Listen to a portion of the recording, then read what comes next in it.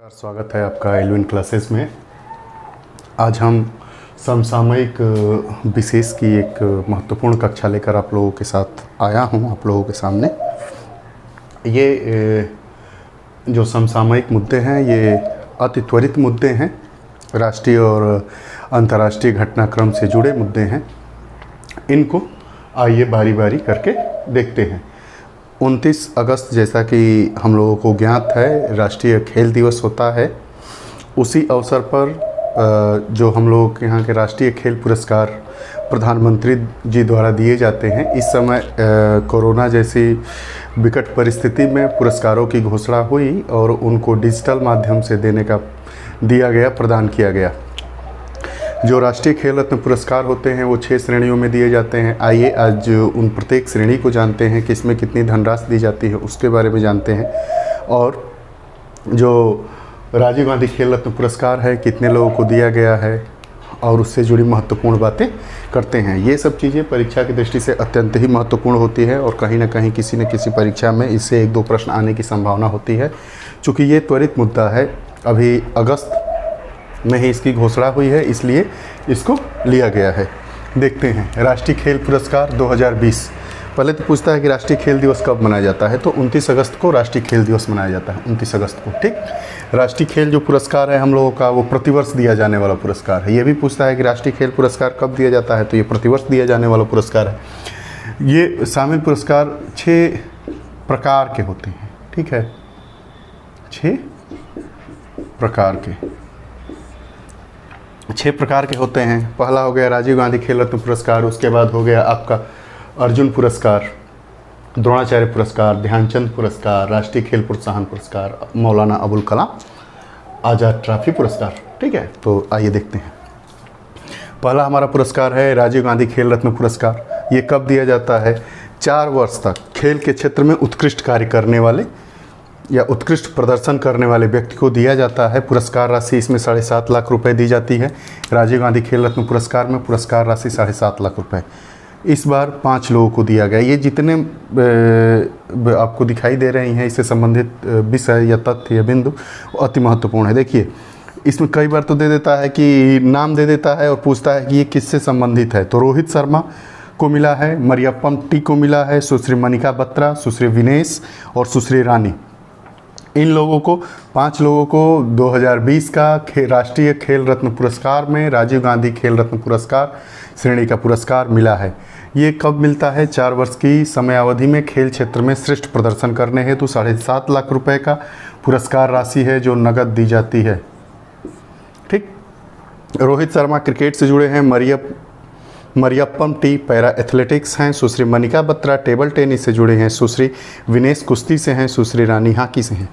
अर्जुन पुरस्कार में जो महत्वपूर्ण चीज़ें हैं, ये पुरस्कार राशि कितनी होती है? 5 लाख रुपए होती है। इस साल का 27 लोगों को दिया गया है। द्रोणाचार्य पुरस्कार 5 लाख रुपए पुरस्कार राशि होती है। ध्यानचंद पुरस्कार 5 लाख रुपए राशि होती है। इस साल का 15 लोगों को दिया गया है। राष्ट्रीय खेल प्रोत्साहन पुरस्कार 5 लाख रुपए होती है। सबसे ज़्यादा जो पुरस्कार राशि होती है, ये पूछा जाता है कई बार कि मौलाना सबसे ज़्यादा खेल रत्न पुरस्कार किसको? 10 लाख रुपए दी जाती है मौलाना अबुल कलाम आज़ाद ट्रॉफी हेतु। ठीक है, ये रही। उसके बाद अभी स्वच्छता सर्वेक्षण 2020 आया है। कौन किया है कि मतलब इसको जारी कौन करता है? तो केंद्रीय आवास एवं शहरी मामलों के मंत्रालय द्वारा जारी किया गया है। इसमें कितने शहर शामिल हुए हैं? तो 4242 शहर शामिल किए गए हैं इस स्वच्छता सर्वेक्षण में। छावनी बोर्ड 62 छावनी बोर्डों को शामिल किया गया है। 97 गंगा शहर को शामिल किया गया है। तो स्वच्छता सर्वेक्षण 2020 में महत्वपूर्ण चीज़ है। ये प्रथम बार कब प्रारंभ किया गया था? 2016 में।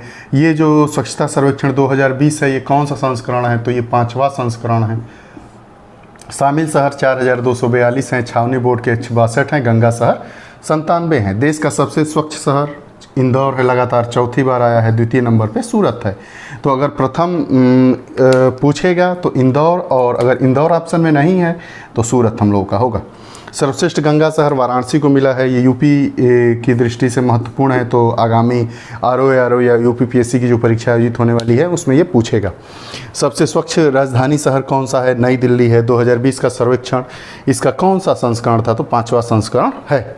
उसके बाद बात करेंगे तीस्ता नदी जल विवाद की। ये विवाद किसके किसके मध्य हुआ, तो भारत और बांग्लादेश के मध्य हुआ। ये विवाद कब प्रारंभ हुआ, तो जब 1972 में बांग्लादेश एक पृथक राष्ट्र के रूप में सामने आया। पूर्वी पाकिस्तान का हिस्सा जो अलग करके बांग्लादेश देश की नींव पड़ी, तो उस समय से पानी को लेकर विवाद प्रारंभ हो गया। पानी का विवाद इसमें ये है कि जो ये तीस्ता नदी है वो सिक्किम से निकलकर पश्चिम बंगाल होते हुए बांग्लादेश में चली जाती है। बांग्लादेश में जाकर जो तीस्ता नदी है ये जमुना में मिल जाती है। जमुना को वहाँ ब्रह्मपुत्रा भी कहा जाता है। और 1972 में अलग देश बनने के बाद ये जल का कैसे कौन सा देश उपयोग करेगा, चूँकि भारत में इससे 1 करोड़ से ज़्यादा लोग प्रभावित होते हैं इस तीस्ता जल से।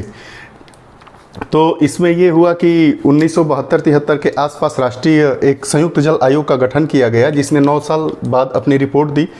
10 साल बाद ये 1983 में जो संयुक्त जल आयोग ने अपनी रिपोर्ट दी, उसमें कहा गया है कि जो तीस्ता नदी का 39% जल होगा वो भारत अपने उपयोग में लाएगा, 36% जल बांग्लादेश लाएगा और 25% नदी के प्रवाह को, मतलब तीस्ता नदी के प्रवाह को बनाए रखने के लिए जो 25% पानी है उसको छोड़ दिया जाएगा। बाद में ये लागू नहीं हुआ। उसके बाद फिर WHO की मध्यस्थता में फिर बैठा, वो भी लागू नहीं हो पाया। उसके बाद 2011 में यूपीए द्वितीय की सरकार थी, डॉक्टर मनमोहन सिंह जी के प्रधानमंत्रित्व काल में भी विवाद हो गया। विवाद न निपटने का कारण ये रहा है कि विवाद ये बार बार क्यों होता है। बार बार इसलिए होता है कि जो पश्चिम बंगाल है उसमें ममता बनर्जी जी की सरकार है और वो तीस्ता नदी से वहाँ ज़्यादा जल वाली जो समस्या है उसका निपटान होता है, और ये वो नहीं चाहती है कि जो हमारा वोट बैंक है वो तीस्ता नदी जल के चलते जाए। इसमें जो विवाद हल कर पाने में केंद्र क्यों सक्षम नहीं है, इसके पीछे ये है कि हमारा जो भारतीय संविधान का अनुच्छेद 253 है वो नदी जल विवाद में उसकी महत्वपूर्ण भूमिका ये होनी चाहिए कि जिस प्रदेश से वो नदी जा रही है या ज़्यादा से ज़्यादा लोग उससे प्रभावित हो रहे हैं, उस राज्य की, उस प्रांत की भूमिका उसमें स्पष्ट होनी चाहिए और वो राज्य केंद्र से सहमत हो। लेकिन पश्चिम बंगाल केंद्र से सहमत नहीं है, इसलिए ये अभी विवाद का मूल बिंदु है। ये पूछा जाता है कि तीस्ता नदी कहाँ से निकलती है, तो तीस्ता नदी हमारी सिक्किम से निकलती है। कहाँ जाके गिरती है, तो आपके बांग्लादेश में जाती है पश्चिम बंगाल होते हुए। उसके बाद ये प्रश्न पूछता है कि तीस्ता नदी किस में जाके बांग्लादेश में मिल जाती है, तो यमुना में मिल जाती है। जमुना का नाम क्या है, तो जमुना का नाम वहाँ पे यमुना या ब्रह्मपुत्रा कहते हैं। संयुक्त जल आयोग का गठन कब किया गया था, संयुक्त जल आयोग का गठन 1972-73 में हुआ था। उन्होंने अपना रिपोर्ट कब दिया था, 1983 में दिया था। ठीक है। तीस्ता नदी विवाद किन किन देशों के बीच में है, तो तीस्ता नदी विवाद भारत और बांग्लादेश के बीच में है। आइए एक बार इसको देखते हैं। राष्ट्रीय खेल पुरस्कार 2020 प्रदान किए जाएंगे। 29 अगस्त को प्रतिवर्ष दिया जाने वाला पुरस्कार है। 6 प्रकार के पुरस्कार दिए जाते हैं। राजीव गांधी खेल रत्न पुरस्कार 4 वर्ष की समय अवधि में खेल क्षेत्र में सर्वश्रेष्ठ प्रदर्शन हेतु दिया जाता है। पुरस्कार राशि 7.5 लाख रुपए नगद दी जाती है। 5 लोगों को इस वर्ष का राजीव गांधी खेल रत्न पुरस्कार मिला। उसमें Rohit Sharma cricket, Mariyappan para athletics, Sushri Manika Batra table tennis, Sushri Vinesh जो हैं वो कुश्ती से और सुश्री रानी हॉकी से है। दूसरे प्रकार का जो अर्जुन पुरस्कार है, पुरस्कार राशि 5 लाख रुपए है। ये भी 4 वर्षों के लिए खेल क्षेत्र में श्रेष्ठ प्रदर्शन हेतु दिया जाता है। इस वर्ष का 27 लोगों को दिया गया। द्रोणाचार्य पुरस्कार 5 लाख रुपए, ध्यानचंद पुरस्कार 5 लाख रुपए और 15 लोगों को दिया गया। राष्ट्रीय खेल प्रोत्साहन पुरस्कार 5 लाख रुपए है। मौलाना अबुल कलाम आज़ाद ट्रॉफी पुरस्कार के हेतु 10 वर्ष है। ये पूछा जा सकता है कि जो राष्ट्रीय खेल पुरस्कार दिया जाता है उसमें सबसे ज़्यादा जो पुरस्कार राशि होती है, नगद पुरस्कार राशि, वो किस प्रकार के पुरस्कार में दिया जाता है, तो मौलाना अबुल कलाम आज़ाद ट्रॉफी पुरस्कार में 10 लाख रुपए का नगद पुरस्कार दिया जाता है। उसके बाद स्वच्छता सर्वेक्षण 2020 जारी कौन करता है, केंद्रीय आवास एवं शहरी मामलों के मंत्रालय द्वारा जारी किया जाता है। सबसे अच्छा शहर कौन सा है, स्वच्छ शहर कौन सा है देश का, तो इंदौर है। दूसरे नंबर पे सूरत है। सर्वश्रेष्ठ गंगा शहर कौन सा है, वाराणसी है। 97 गंगा शहरों को इसमें शामिल किया गया था, उसमें वाराणसी 1 नंबर पे है। सबसे स्वच्छ राजधानी कौन सी है, तो नई दिल्ली है। 2020 का सर्वेक्षण ही 5वां संस्करण था। उसके बाद तीस्ता नदी जल विवाद हम लोग पढ़े, भारत और बांग्लादेश के बीच है। तीस्ता नदी सिक्किम से निकलती है। आइए कुछ और महत्वपूर्ण चीज़ों को देखते हैं। 4 ग्रैंड स्लैम प्रतियोगिताएं होती हैं लॉन टेनिस में। उसका क्रम बार बार ये यूपीपीएससी में पूछता है, चाहे वो कोई भी परीक्षा हो। तो उसमें इसका क्रम है, पहले होता है ऑस्ट्रेलियन ओपन, उसके बाद फ्रेंच ओपन, उसके बाद विंबलडन ओपन, उसके बाद यूएस ओपन। ये चारों में से हर परीक्षा में एक ना एक प्रश्न आता है, उसको आज अभी कवर करेंगे। उसके बाद राष्ट्रीय आपदा मोचन बल अकादमी की स्थापना हुई है, उसके बारे में बात करेंगे। उसके बाद स्टायरीन गैस का जो रिसाव हुआ है उसके बारे में बात करेंगे। और कुछ महत्वपूर्ण जो राष्ट्रीय उद्यानों में जो चर्चा में है उनके बारे में बात करेंगे। उसके बाद एक जैव विविधता के कारण कि ये अगर जल विद्युत परियोजना को यहाँ पे लागू किया जाएगा तो वहाँ के क्षेत्र में जैव विविधता का ह्रास होगा, इसको लेके एक एटालिन जल विद्युत परियोजना है वो चर्चा में है, उसके बारे में बात करेंगे। आइए लॉन टेनिस देखते हैं। सबसे पहला होता है ऑस्ट्रेलियाई ओपन। इसमें दो चीज़ें पूछता है, एक पुरुष एकल का खिताब किसने जीता और महिला एकल का खिताब किसने जीता। ठीक है, ये विजेता हैं ये लोग। ठीक, तो ऑस्ट्रेलियन ओपन 2020 नोवाक जोकोविक जीते हैं पुरुष एकल में। महिला एकल में सोफिया केनिन जीती हैं। नोवाक जोकोविक जो सर्बिया के हैं उन्होंने ऑस्ट्रेलियन ओपन 2020 का पुरुष एकल का खिताब जीता है, और सोफिया केनिन जो हैं जो यूएसए की हैं वो महिला एकल का खिताब जीती हैं। उसके बाद फ्रेंच ओपन का खिताब राफेल नडाल जीते हैं। विंबलडन ओपन नोवाक जोकोविक जीते हैं और यूएस ओपन राफेल नडाल जीते हैं। ऑस्ट्रेलियन ओपन महिला एकल सोफिया केनिन जीती हैं। फ्रेंच ओपन महिला एकल का एस्ले बार्टी ऑस्ट्रेलिया की हैं वो जीती हैं। विंबलडन की सिमोना हालेप जीती हैं जो रोमानिया की हैं। और यूएस ओपन महिला एकल का खिताब वियांका एंड्रेस्क्यू जीती हैं जो कनाडा की हैं। इसका बार बार क्रम पूछता है तो सबसे पहले ऑस्ट्रेलिया होता है, उसके बाद फ्रेंच, विंबलडन, यूएसए। ठीक, अगर नीचे से बात करें कहीं से भी क्रम दिया है तो यूएसए, विंबलडन, फ्रेंच, ऑस्ट्रेलियन। ठीक, उसके बाद अभी केंद्रीय गृह मंत्री द्वारा राष्ट्रीय आपदा मोचन बल अकादमी की स्थापना की गई। इसकी आधारशिला कब रखी गई है तो 2 जनवरी 2020 को। कहाँ पे? नागपुर में। नागपुर क्या है भाई? महाराष्ट्र का एक जिला है। तो राष्ट्रीय आपदा मोचन बल अकादमी की स्थापना कहाँ की जा रही है तो नागपुर में।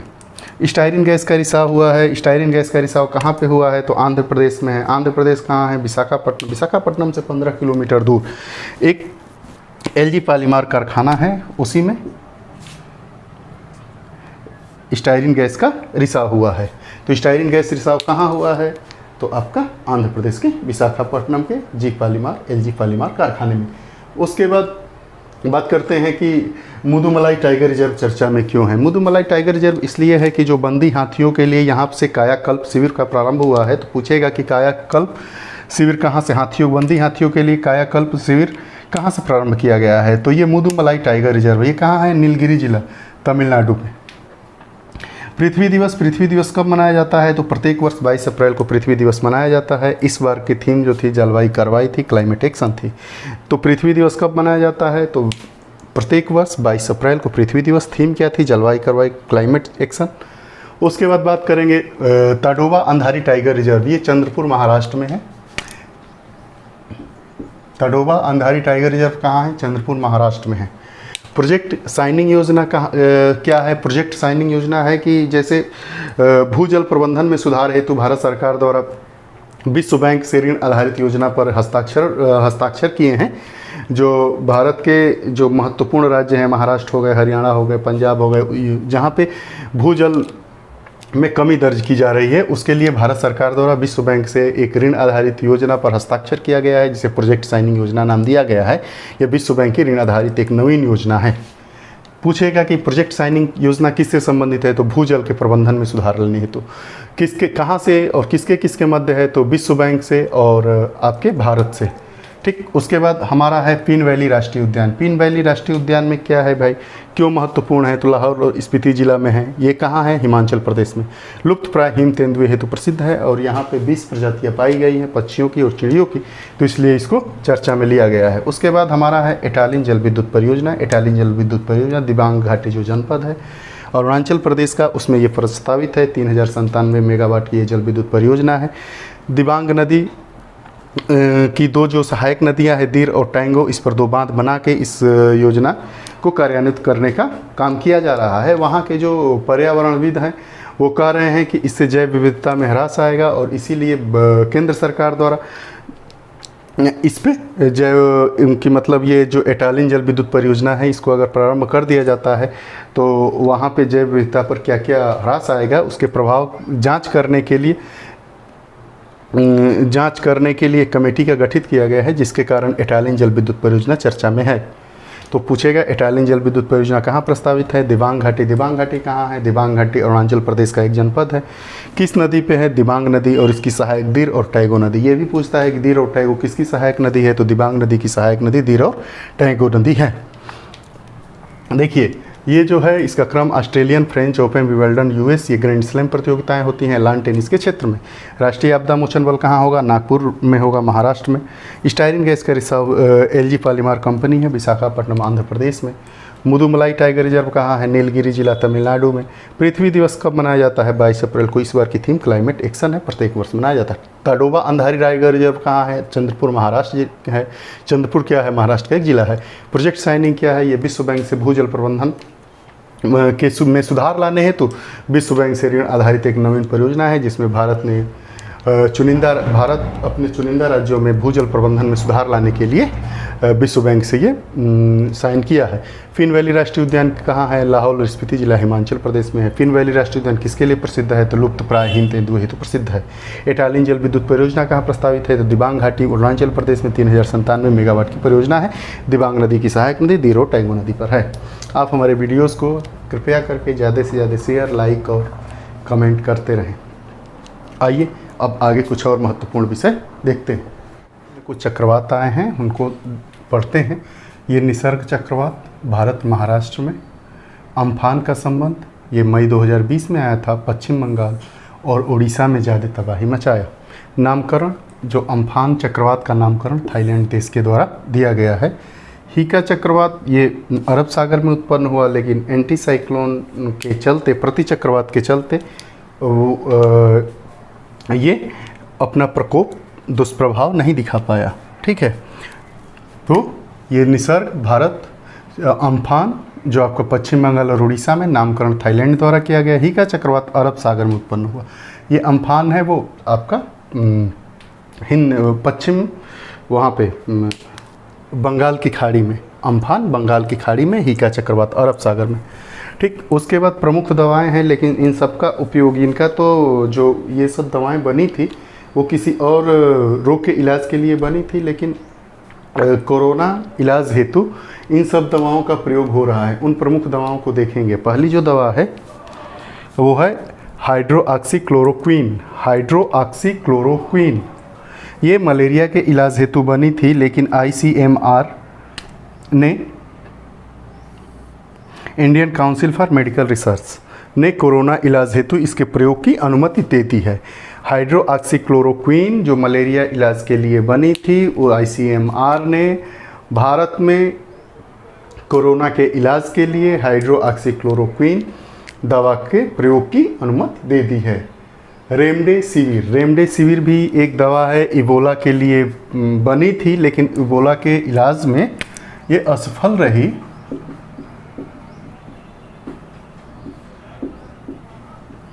रही, लेकिन अमेरिका ने इसे कोरोना इलाज में ट्रायल हेतु मंजूरी दी है। FDR अमेरिका की मेडिकल इंस्टीट्यूट संस्था है, FDR। तो FDR ने इसकी अनुमति दे दी है कि जो रेमडेसिविर दवा है उसको आप कोरोना इलाज के ट्रायल हेतु काम कर सकते हैं या प्रयोग में ला सकते हैं। उसके बाद अगली जो दवा है रिवाविरिन हेपेटाइटिस C और श्वसन तंत्र विकार के लिए इसका प्रयोग हो रहा था, लेकिन अब कोरोना इलाज के लिए इसका प्रयोग हो रहा है। अगली जो दवा है एमांटाडीन जो पार्किंसन रोग के इलाज हेतु होती है, लेकिन अमेरिका में अब कोरोना के इलाज हेतु इसका प्रयोग हो रहा है। उसके बाद ये टोसिलीजुएम जो दवा है अर्थराइटिस के प्रयोग थी, लेकिन जो आपका इजराइल है वहाँ पे अब इसके कोरोना इलाज हेतु इसकी मंजूरी दे दी गई है।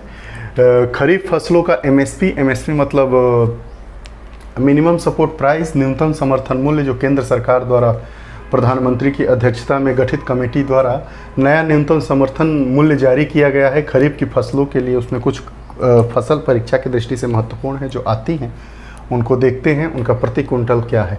जो धान है सामान्य सामान्य धान प्रति कुंटल 1868 रुपये, 1868 रुपये प्रति कुंटल। ए ग्रेड का है वो 1888 रुपये प्रति कुंटल।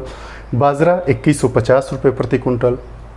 मक्का 1850, तूर मतलब अरहर 6000, उड़द 6000, मूंग 7196। कपास मीडियम रेंज का जो होता है वो 5515 और कपास लांग जो 5825।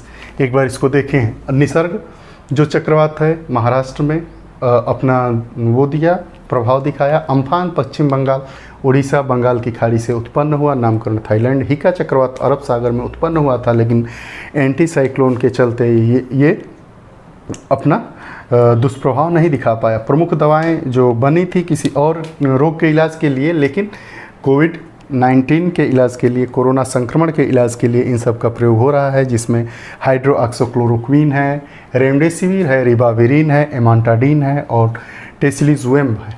खरीफ फसलों का न्यूनतम समर्थन मूल्य हुआ।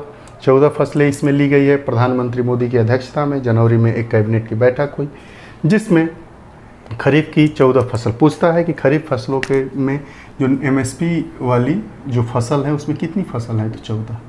ठीक, ये हुआ। ऐसी ही और समसामयिक विशेष की कक्षाएं हफ्ते में 1 या 2 दिन होती रहेंगी। आप हमारे चैनल को ज़्यादा से ज़्यादा लाइक, शेयर और सब्सक्राइब करते रहें। हमारे इल्विन क्लासेस यूट्यूब चैनल जब आप ओपन करेंगे तो प्लेलिस्ट में जाकर आप पर्यावरण से की सभी विषय वस्तु कक्षाएं संपूर्ण पाठ्यक्रम की उपलब्ध हो गई है। समसामयिक पर जो त्वरित मुद्दे होते हैं उनकी कक्षाएं हैं। उसके बाद भारतीय राज्य व्यवस्था की एक बहुत ही अच्छी कक्षा चल रही है, उसको आप ज़्यादा से ज़्यादा देखें और अपने इष्ट मित्रों तक पहुंचाने का कष्ट करें। अगर आपको हमारी वीडियो अच्छी लगी तो लाइक और कमेंट करें। अगर आपको इसको समझने और देखने में थोड़ी सी भी कहीं कठिनाई आ रही है तो आप हमें कमेंट बॉक्स में अपने सुझाव देकर बताएं, हमें अवगत कराएं। मैं आपकी परेशानियों को अपनी परेशानी समझकर दूर करने का प्रयास करूंगा। आप लोग हमारे साथ बने रहे, उसके लिए आप लोगों को बहुत बहुत धन्यवाद। नमस्कार।